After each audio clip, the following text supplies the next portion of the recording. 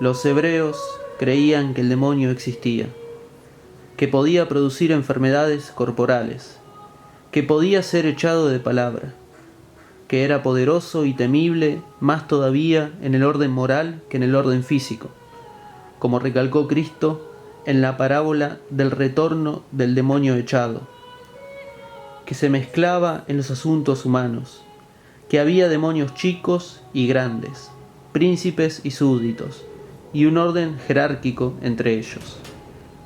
Cristo también creyó todo eso, y lo afirmó con obras y palabras.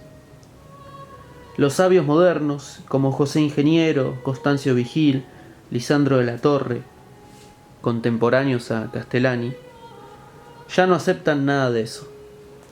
Y una de las razones que dan es: ¿por qué ahora no hay ningún endemoniado y cuando Cristo había tantos?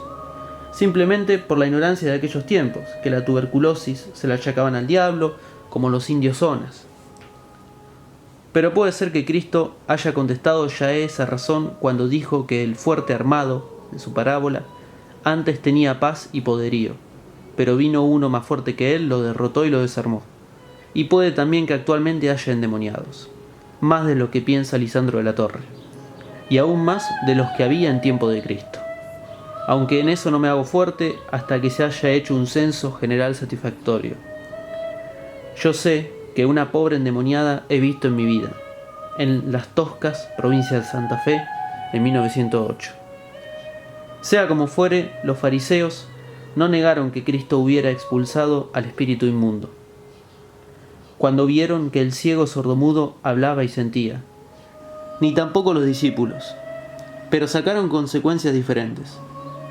Los discípulos dijeron a la turba: ¿por ventura este no es hijo de Dios?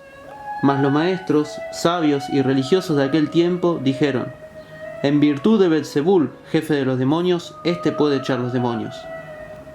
Y entonces Cristo los acusó de cometer el pecado que no tiene perdón, después de demostrarles que lo que decían era absurdo. El pecado imperdonable, el pecado contra el Espíritu Santo, es el problema más difícil de toda la Escritura, dice San Agustín. Pero él no dejó de darle la solución que le pareció, y nosotros hacemos lo mismo. Tanto más que nos apoyamos en su meditación y estudio, y en la meditación y la experiencia de la Iglesia en estos otros 16 siglos. El problema es este: ¿cuál es el pecado contra el Espíritu de Dios? 2. ¿Por qué es imperdonable? 3. ¿Puede haber algún pecado imperdonable? El pecado contra el Espíritu Santo es el fariseísmo. A mí me enseñaron, cuando chico, el catecismo de Astete, que decía: ¿qué son pecados contra el Espíritu Santo? Son pecados que no tienen perdón ni en la tierra ni en el cielo. ¿Cuáles son? Son 6. La impenitencia final, la desesperación de salvarse, la presunción de salvarse sin méritos, la obstinación en el mal, el impugnar la verdad conocida y la envidia de la gracia ajena. Esto está sacado de San Agustín, el cual en 5 lugares de sus obras explica diferentemente esta gravior omnium dubitatio, como lo llama. San Agustín lo dijo, está bien. Pero Cristo no dijo que había 6 pecados contra el Espíritu Santo, sino uno, ese que estaba allí delante. ¿Qué es lo que había allí? Pues una cosa simple y monstruosa.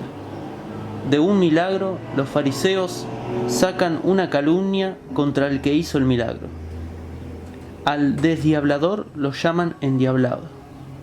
El instrumento máximo que tiene Dios para salvar al hombre es el milagro. Si un hombre de un milagro saca perdición en vez de salvación, ese no tiene remedio. Eso es fariseísmo al grado máximo. El fariseísmo reúne en sí esos 6 pecados diferentes que puso San Agustín y otros muchos. El fariseísmo es el abuso y la corrupción de lo religioso. Y si lo religioso es el remedio de las corrupciones, ¿con qué remedio se remediará la corrupción del remedio? De suyo, no tiene remedio la corrupción del remedio. Es como si un endiablado echara a su diablo, pero después se descuidara y dejara las puertas de su alma abiertas, el diablo echado volvería y se traería otros 7 diablos peores que él. y los postres de aquel poseído serían peores que los principios. Esta parábola de Cristo alude, según parece, a lo que pasaba allí con los criminales. Los tenían un tiempito en la cárcel y los soltaban. Al salir no tenían trabajo, ni ganas de trabajar, ni acogida de parte de los vecinos.